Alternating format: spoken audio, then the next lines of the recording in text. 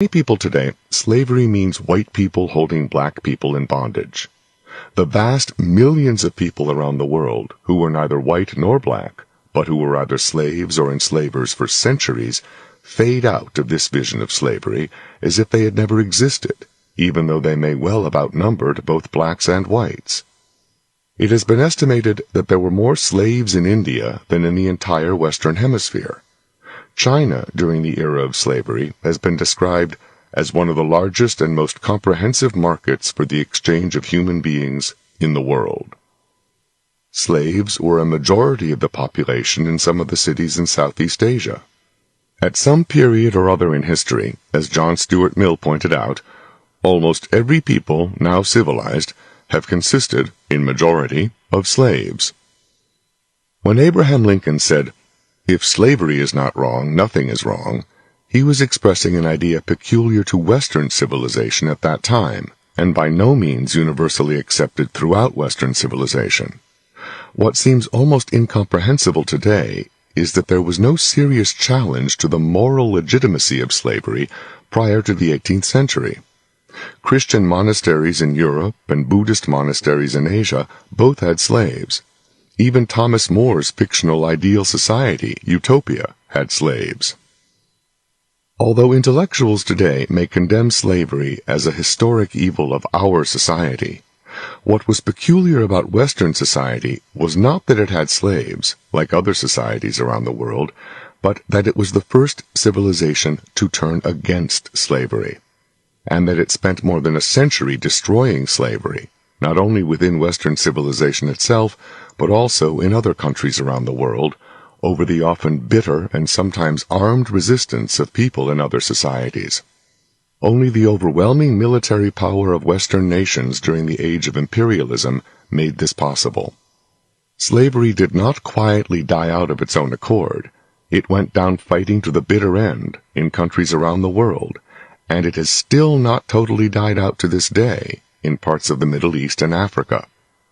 It is the image of racial slavery, white people enslaving black people, that has been indelibly burned into the consciousness of both black and white Americans today by the intelligentsia, and not simply as a fact about the past, but as a causal factor used to explain much of the present, and an enduring moral condemnation of the enslaving race.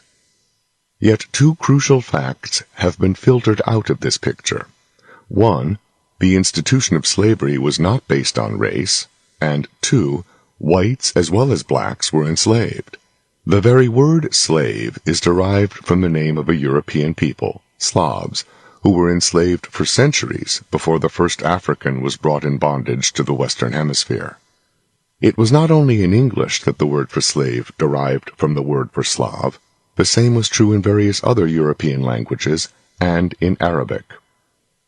For most of the history of slavery, which covers most of the history of the human race, most slaves were not racially different from those who enslaved them.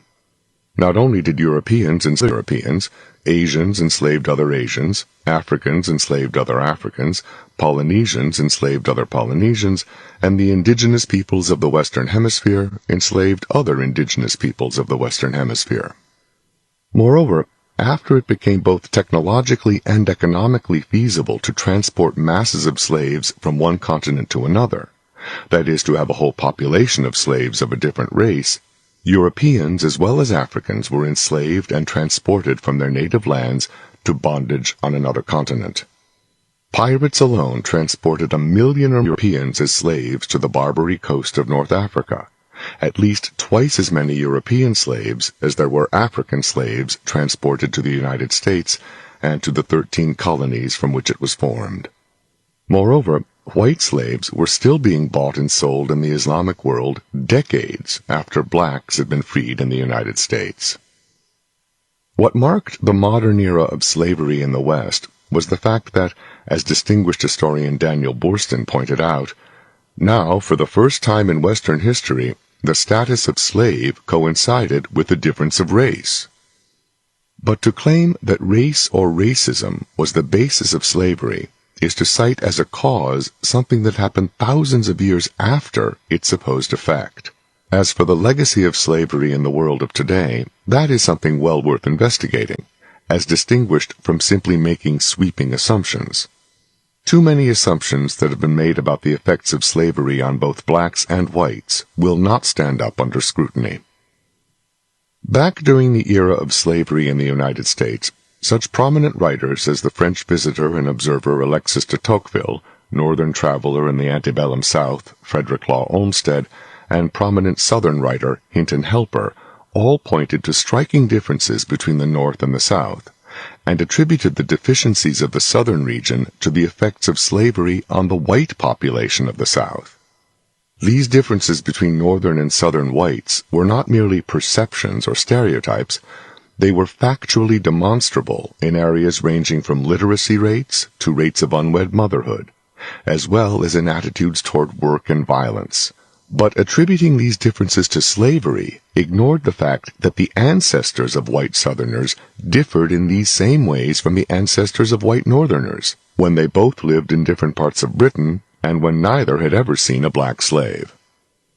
Does the moral enormity of slavery give it any more decisive causal weight in explaining the situation of blacks today than it did in explaining that of whites in the antebellum South? There is no a priori answer to that question, which must be examined empirically, like many other questions. The fact that so many black families today consist of women with fatherless children has been said by many to be a legacy of slavery.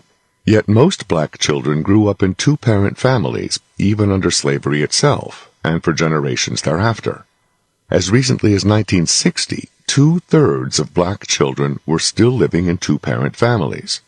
A century ago, a slightly higher percentage of blacks were married than were whites. In some years, a slightly higher percentage of blacks were in the labor force than were whites. The reasons for changes for the worse in these and other patterns must be sought in our own times. Whatever the reasons for the disintegration of the black family, it escalated to the current disastrous level well over a century after the end of slavery, though less than a generation after a large expansion of the welfare state and its accompanying non-judgmental ideology. To say that slavery will not bear the full weight of responsibility for all subsequent social problems among black Americans is not to say that it had negligible consequences among either blacks or whites, or that its consequences ended when slavery itself ended. But this is only to say that answers to questions about either slavery or race must be sought in facts, not in assumptions or visions, and certainly not in attempts to reduce questions of causation to only those which provide moral melodramas and an opportunity for the intelligentsia to be on the side of the angels.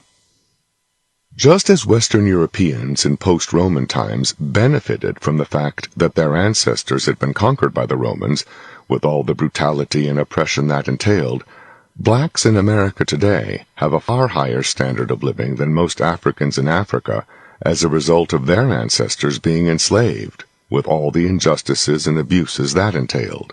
There is no question that both conquest and enslavement were traumatic experiences for those on whom they were inflicted, nor is either morally justified by whatever benefits might come of this to subsequent generations of their offspring.